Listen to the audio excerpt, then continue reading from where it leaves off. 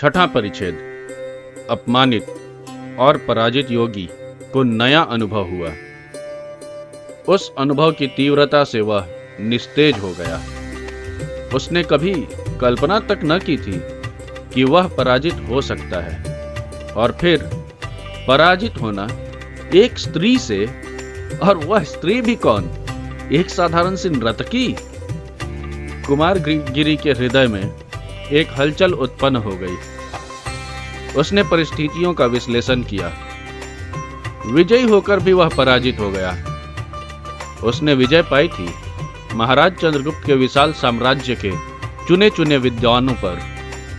वह पराजित हुआ अंधकार से, और अंधकार से पराजित होना तो स्वाभाविक ही है। स्त्री से तो बड़े बड़े साधक पराजित हुए हैं, पर वे सब स्त्री के क्षेत्र में पराजित हुए थे, ज्ञान में नहीं। कुमारगिरी की परिस्थिति विचित्र थी। विजय और पराजय दोनों स्वाभाविक हैं, पर यह पराजय भी विचित्र थी। स्त्री ने अपने ज्ञान से कुमारगिरी को शायद पराजित नहीं किया था। उसने कुमारगिरी को पराजित किया था अपनी उदारता से। सोने का विजय मुकुट कुमारगिरी के मस्तक को अब भी सुशोभित कर रहा था। कुमारगिरी को उस मुकुट की याद हो आई। कुमारगिरी को क्रोध हुआ। उसने मुकुट अपने सिर से उतारकर पृथ्वी पर पटक दिया। इसके बाद उसने फिर सोचना आरंभ किया। पराजय, यह शब्द उसके क्षेत्र में न था। विजय के लिए उसने सांसारिक सुखों को तिलांजलि दे दी थी। विजय के लिए ही उसने गहरी तपस्या की थी। फिर भला पराजय क्यों? कुमारगिरी उठ खड़ा हुआ। नहीं, पराजय असंभव है। मैं पराजित नहीं हो सकता। क्या मेरी साधना का अंत पराजय होगा? कभी नहीं, कभी नहीं। कुमारगिरी की आंखें धूल में पड़े हुए स्वर्ण मुकुट पर पड़ी। कुछ देर तक अविचलित भाव से उसने मुकुट की ओर देखा। उसे ऐसा प्रतीत हुआ मानो मुकुट कह रहा था, योगी, तुम पराजित नहीं हुए, तुम विजयी हो। योगी के शरीर में एक प्रकार का कंपन सा दौड़ गया। कुमारगिरी धीरे धीरे उस मुकुट की ओर बढ़ा। उसके पास पहुंचकर वह रुक गया। विजय युक्त पराजय, कितनी विचित्र समस्या है। क्या मुझको इस विजय उपहार पर कोई अधिकार है? सारी सभा की दृष्टि से मैं उस स्त्री से पराजित हुआ हूं। यह मुकुट उस स्त्री को पहना दिया गया था। यह मुकुट जूठन है। कुमारगिरी ने अपना मुख फेर लिया। उसने वहां से चले जाने का प्रयत्न किया, पर उसके पैर न उठे। मुकुट वहां पड़ा हुआ था। चांदनी का उज्जवल तथा श्वेत प्रकाश उसकी शोभा को सहस्त्र गुना बढ़ा रहा था। कुमार गुरु ने मुकुट की ओर देखा, पर मुझको यह मुकुट कैसे मिला, जिसको सारी सभा विजय समझती है? यदि वही अपने को मुझसे पराजित समझे, तो फिर विजय किसकी? मेरी? नर्तकी, तुमने मुझसे पराजय स्वीकार ही क्यों की? इसलिए कि मैं तुमसे पराजित हुई। योगी चौंक उठा। उसने सामने चित्रलेखा खड़ी दिखी। उसके मुख पर मधुर मुस्कान किलोल कर रही थी। उसकी आंखें हंस रही थी। विचित्र बात है योगी कि पराजित प्रफुल्लित है और विजयी व्यग्र है। कुमारगिरी ने कुछ कहा नहीं। वह मुकुट की ओर देख रहा था। यह क्या? विजय मुकुट धूल में पड़ा है। योगी, क्या तुम्हें अपनी विजय स्वीकार नहीं है? चित्रलेखा की मुस्कुराहट लोप हो गई थी। बड़ा कठिन प्रश्न था। आत्माभिमानी योगी के लिए अपनी पराजय स्वीकार करना असंभव था। फिर भी उसने कोई उत्तर नहीं दिया। चित्रलेखा ने मुकुट उठा लिया। उद्धत योगी, तुम्हें पराजित करना मेरे लिए असंभव है, इतना विश्वास रखो। उसने मुकुट कुमारगिरी के मस्तक पर रख दिया। जिस मुकुट को वह फेंक चुका था उसको फिर से पहनते हुए कुमारगिरी हिचका नहीं। उसने भी इसका विरोध तक न किया। इस समय कुमारगिरी ने नेत्र बंद कर लिए थे। वह कुछ सोच रहा था। योगी, क्या सोच रहे हो? इस बार कुमारगिरी ने अपने नेत्र खोले। नर्तकी चित्रलेखा, तुम समझती हो कि तुमने मुझे पराजित किया है, इसलिए तुम बार बार मेरा अपमान कर रही हो, पर तुम्हारी यह चेष्टा तथा धारणा व्यर्थ है। योगी संसार छोड़ चुका है, मान अपमान से उसका कोई संबंध नहीं रह गया, फिर तुम यह सब व्यर्थ कर रही हो। चित्रलेखा ने शांत भाव से उत्तर दिया, योगी, तुम्हारी यह धारणा अनुचित है। मैं फिर कहती हूं कि तुम्हें पराजित करने की न तो मुझ में क्षमता है और न शक्ति है। कुमारगिरी ने चित्रलेखा पर अपनी आंखें गड़ा दी। कुछ क्षणों के लिए उसने अपने सामने खड़ी हुई विचित्र स्त्री चित्रलेखा को अनिमेष दृगों से देखा। उसका पीला मुख एकाएक लाल हो गया। उसका निश्चल तथा स्थिर शरीर एकाएक सिहर उठा। उसने चित्रलेखा का कोमल हाथ जोर से पकड़कर कहा, नर्तकी, सच कहना कि फिर तुम यहां छाया की भांति क्यों चली आई हो? इस प्रकार यहां भी मुझको लज्जित करने में तुम्हारा क्या ध्येय है? आवेश में कुमारगिरी का सारा शरीर कांप रहा था। चित्रलेखा बिल्कुल मिली खड़ी थी। उसके नेत्र कुमारगिरी के नेत्रों से मिले हुए थे। चित्रलेखा के अलसाए से नेत्रों में न जाने कहां की मदिरा थी। मुस्कुराते हुए उसने उत्तर दिया, मैं आई हूं अपने ऊपर विजय पाने वाले से दीक्षित होने के लिए। सौरभ से भरा हुआ मधुमास था, कंपन से भरा मल्लय था। चांदनी हंस रही थी, तारकावली मुस्कुरा रही थी। निर्जन प्रदेश में और रात्रि के गहरे सन्नाटे में योगी कुमारगिरी के सामने नर्तकी चित्रलेखा खड़ी थी। कुमारगिरी का आवेश लोप हो गया। वह सहम कर कुछ पीछे हट गया। दबी हुई जबान से उसने कहा, सुंदरी, मुझसे दीक्षित होने के अर्थ पर भी कभी तुमने विचार किया है? चित्रलेखा हंस पड़ी। उसकी हंसी का माधुर्य विचित्र था।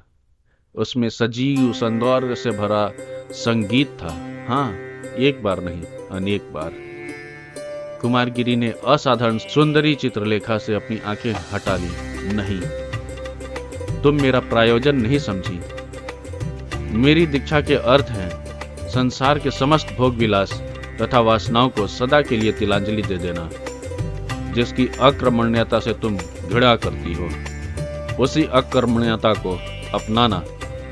जिस शुष्क साधना की तुम हंसी उड़ाती हो, उसी शुष्क साधना में अपने कोमल शरीर को तपाना। चित्रलेखा मौन थी। वह यह सोच रही थी कि वह क्या उत्तर दे। नर्तकी होते हुए भी, दर्शन के विकृत सिद्धांतों की दासी होते हुए भी चित्रलेखा को झूठ बोलने का अभ्यास न था। उसकी आत्मा का उत्तर था नहीं। उसके हृदय की प्रेरणा थी हां। हृदय ने विजय पाई।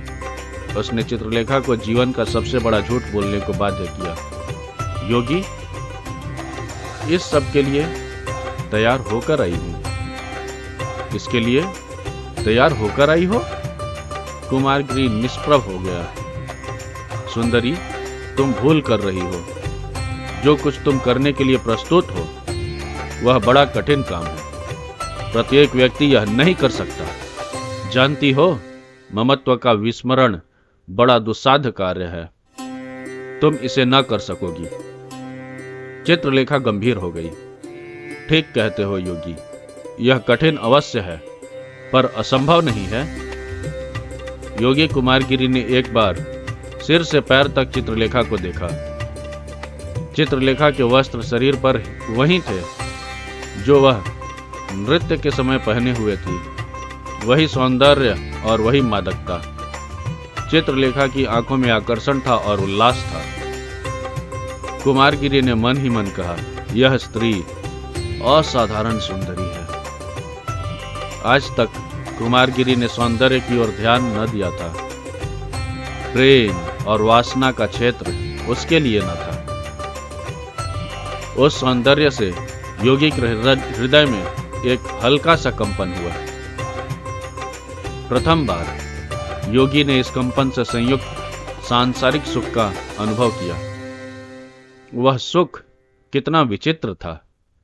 उसने कहा, सुंदरी चित्रलेखा, तुम्हें दीक्षा देने कहां तक उचित है? इस पर विचार करना होगा। मैं अभी कुछ नहीं कह सकता। अभी तुम कुछ नहीं कह सकते योगी? चित्रलेखा ने कुमारगिरी के शब्द दोहराते हुए। क्यों? क्या तुम्हें मुझ पर विश्वास नहीं, या तुम्हें अपने पर ही विश्वास नहीं है? योगी, यह याद रखना, मुझे दीक्षा देने या ना देने से तुम्हारे लिए चाहे कुछ भी हो, पर मेरे लिए यह जीवन मृत्यु की समस्या है। और इस दृष्टि से तुम्हारा बड़ा उत्तरदायित्व है। यदि किसी के पास जल है और वह व्यक्ति पिपासा कुलित अतिथि को जल देने से इनकार कर उसे प्यास से तड़प तड़प कर मरते देखता है, तो यह समझ रखना वह बहुत बड़े पाप का भोगी होता है। उसकी आत्मा को सुख मिलना असंभव है। इस उत्तर से कुमारगिरी सहम उठे। सुंदरी, तुमसे सारी बातें स्पष्ट रूप से कह दूं। तुम्हें दीक्षा देने में मुझे कोई संकोच इसलिए हुआ क्योंकि तुम में दर्शन से विकृत सिद्धांतों ने जड़ जमा रखी है। उन सिद्धांतों के साथ तर्क है और उन सिद्धांतों पर विश्वास करने वाले व्यक्ति में प्रभाव। मैं डरता हूं कि कहीं उन सिद्धांतों को तुमसे निकालने की जगह मैं ही न उनमें फंस जाऊं। नहीं, यह नहीं। कुमारगिरी रुक गया। अपनी मानसिक दुर्बलता को उसने पहली बार अनुभव किया था और अनजाने में प्रकट भी कर दिया था। दुर्भाग्यवश उसने इस दुर्बलता को प्रकट किया एक नर्तकी के सामने। कुमारगिरी को अपने ऊपर क्रोध हुआ। उसका शांत मुख उद्विग्नता से लाल हो गया। सुंदरी, मैंने जो कुछ कहा उससे कोई प्रयोजन नहीं। अब तुमसे मेरी केवल इतनी प्रार्थना है कि तुम यहां से चली जाओ। मुझे समय दो कि मैं परिस्थितियों पर विचार करूं। बहुत अच्छा योगी, यदि तुम्हें मेरी उपस्थिति से कुछ दुख होता है तो मेरा यहां से चले जाना ही उचित होगा। तुम समझते हो कि जो स्त्री तुम्हारे सामने खड़ी है वह अंधकार है, माया है। तुम्हें मेरे विकृत सिद्धांतों से भय होता है, पर यह तुम्हारी धारणा निर्मूल है। जिस समय मैं तुमसे दीक्षा लेने चली थी, उसी समय मैंने अपने विश्वासों को, भावनाओं को तथा संस्कारों को तिलांजलि दे दी थी। और रही स्त्री के अंधकार तथा माया होने की बात, योगी, वहां भी तुम भूलते हो। स्त्री शक्ति है, वह सृष्टि है। यदि उसे संचालित करने वाला व्यक्ति योग्य है, वह विनाश है यदि उसे संचालित करने वाला व्यक्ति अयोग्य है। इसलिए जो मनुष्य स्त्री से भय खाता है, वह या तो अयोग्य है या कायर है। अयोग्य और कायर दोनों ही व्यक्ति अपूर्ण हैं। चित्रलेखा वहां से चल दी। कुछ दूर जाकर वह रुकी। कुमारगिरी की दृष्टि शून्य में गड़ी हुई थी। चित्रलेखा ने कहा, हाँ, एक बात कहना मैं भूल गई थी। वह यह कि मैं तुम्हें यहां पर कल फिर मिलूंगी। तुम्हें विचार करने का यथेष्ट समय दे रही हूं। यदि मुझे दीक्षा देना उचित समझना तो कल बतला देना। अच्छा। श्री चरणों को दासी का प्रणाम। कुमारगिरी ने चित्रलेखा को जाते देखा। वह एकाएक चौंक उठा। चित्रलेखा के स्वर का संगीत उसके कानों में गूंज रहा था। उसके सौंदर्य की आभा उसकी आंखों के आगे नाच रही थी। वह उस अतृप्त शराबी की भांति चित्रलेखा को देख रहा था, जिसको संज्ञाहीन हो जाने का भय हो और जिसके सामने सुगंधित मदिरा बह बह कर धूल में मिली जा रही हो। कुमारगिरी के लिए अपने को रोकना असंभव हो गया। उसने चित्रलेखा को पुकारा, सुंदरी ठहरो। कुमारगिरी की आंखें झुक गईं। उसकी आत्मा ने हृदय की उच्छृंखलता का विरोध तो अवश्य किया, पर हृदय ने यह कहकर मुझे इस स्त्री की बातों का उत्तर देकर अपनी स्थिति को स्पष्ट कर देना आवश्यक है, आत्मा की भर्त्सना को टाल दिया। चित्रलेखा लौट आई। उसके मुख पर मुस्कान थी और हृदय में कंपन था। योगी, तुमने शायद अपनी भूल समझ ली। बोलो, क्या कहते हो? कुमारगिरी ने कोई उत्तर न दिया। वह उस चांदनी में चित्रलेखा के सौंदर्य को निरख रहा था। उसने चित्रलेखा का श्रृंगार देखा और श्रृंगार भार से पुलकित सौंदर्य देखा। उसने मदिरा देखी और मादकता देखी। उसने इच्छा का अनुभव किया और इच्छा की मनोहरता का भी अनुभव किया। एकाएक उसके हृदय में यह प्रश्न उठा, स्त्री क्या है और सौंदर्य क्या है? भगवान ने इन चीजों की रचना क्यों की है? प्रश्न अनुचित था। वर्षों की चीर संचित विचारधारा ने कहा, क्या मैं अपने मार्ग से विचलित हो रहा हूं? भरपूर प्रयत्न करके उसने एकदम ही इस विचारावली को दबा दिया। सुंदरी, किस भूल की ओर तुमने संकेत किया था? अपनी जान में मैंने कोई भूल ही नहीं की। प्रतिवाद करना उचित न था देव, क्षमा करना। जिसको मैं गुरु बनाने आई हूं वह भूल नहीं कर सकता। मैं अपने शब्दों पर क्षमा चाहती हूं। हां, अभी तुमने पूछा था कि मैं तुमसे क्या कहना चाहती हूं, और शायद तुम यह भी पूछो कि मैं तुमको क्यों बुलाने आई थी। मैं स्वयं ही नहीं जानता कि मैंने यह सब क्यों किया। निश्चय ही मैंने इस बात एक बड़ी भूल की थी। फिर भी जब मैंने तुमको बुला ही लिया है तो एक बात कह दूं, वह यह है, मैं तुमको दीक्षा देने में असमर्थ हूं। असमर्थ ही नहीं हूं, वरन यह काम मेरे लिए असंभव है। तुम्हें दीक्षा देने का अर्थ होगा शायद तुमसे स्वयं ही दीक्षित होना, और उसके लिए मैं तैयार नहीं। कुमारगिरी की आंखें अस्ताचल पर जाते हुए चंद्रमा पर पड़ी थी। चित्रलेखा गंभीर थी। उसके मुख पर निराशा का पीलापन था। उसके नेत्र में करुणा की छाया थी। धीरे से उसने कहा, देव, तुमने जो भूल की उसका तुमसे अधिक दुख मुझको है। क्या करूं? तुम्हारी असमर्थता का मेरे जीवन पर कैसा प्रभाव पड़ेगा यह मैं अभी ठीक तरह से नहीं कह सकती, पर इतना निश्चय है कि तुमने मेरे जीवन को बहुत अधिक प्रभावित कर दिया है।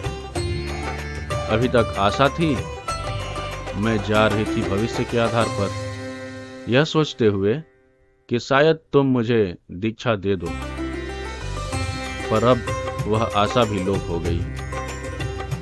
तुम्हारे मतानुसार मेरा जीवन अंधकारमय है।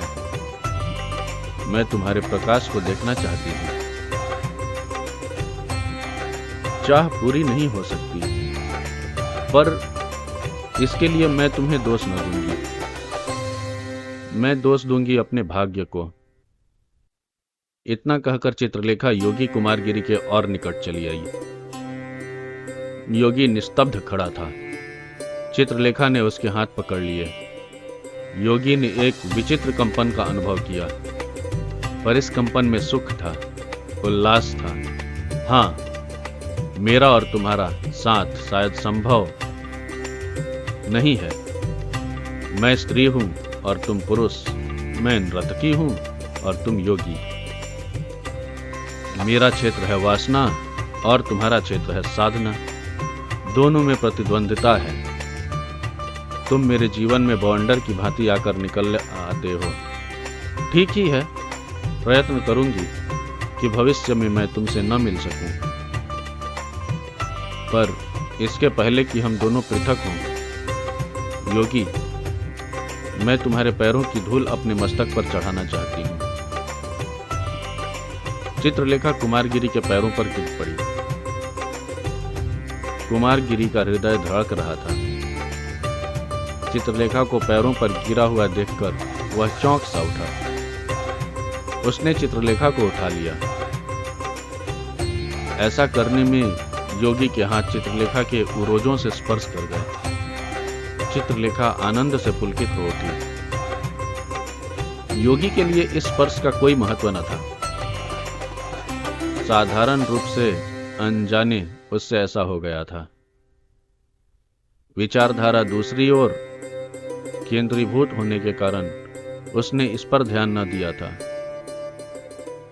पर चित्रलेखा इसका कुछ दूसरा ही अर्थ समझी। तुम मेरे चरण क्यों छू रही हो सुंदरी? चित्रलेखा कुमारगिरी से मिली हुई खड़ी थी। उसने अपना मुख कुमारगिरी के मुख के पास ले जाकर कहा, तुम मेरे आराध्य देव हो। कुमारगिरी की आंखें चित्रलेखा की आंखों से मिल गईं। चित्रलेखा की आंखों की मादकता का प्रभाव कुमारगिरी की आंखों पर भी पड़ रहा था। चित्रलेखा ने अपना मुख थोड़ा सा और बढ़ाया। कुमारगिरी ने अपना मुख हटाया नहीं। उसका भी श्वास गर्म हो गया था। उसका सारा शरीर कांपने लगा था। इसी समय कुमारगिरी को सुनाई पड़ा, गुरुदेव!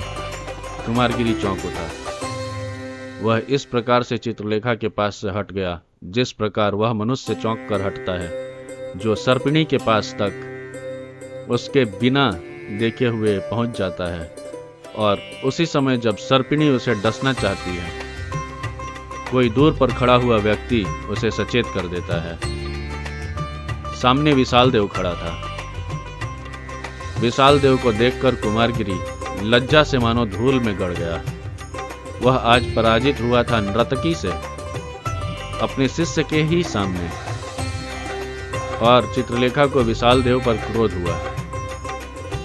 विशाल देव को इस अवसर पर आने का अधिकार न था। वह उस सर्पिणी की भांति फुफकार रही थी जो संयोग के समय मनुष्य के सामने आते ही उस मनुष्य पर टूट पड़ती हो। युवा, तुम कौन हो और यहां इस समय क्यों आए? चित्रलेखा का स्वर तीव्र हो गया था। मैं गुरुदेव का शिष्य हूं, और इतनी अधिक रात्रि बीतने पर भी गुरुदेव के न लौटने के कारण मैं उन्हें ढूंढने चला आया था। चित्रलेखा ने धीरे से कहा, हाय रे भाग्य। इसके बाद उसने कुमारगिरी से कहा, अच्छा, अब जाती हूं गुरुदेव, पर इतना ध्यान में रखना कि मैं तुमसे दीक्षा लेना चाहती हूं और तुमको मुझे दीक्षा देनी ही होगी। चित्रलेखा के मृदुल गंभीर स्वर में आज्ञा देने वाली स्वामिनी का गुरुत्व था। मैं जनरव से निकलकर एकांत में जाना चाहती हूं। माया को छोड़कर मैं ब्रह्मा में लिप्त होना चाहती हूं। तुम्हें समय दे रही हूं गुरुदेव कि इस प्रश्न पर विचार करो। तुम मनुष्य से ऊपर हो, मुझसे डरने का कोई कारण नहीं।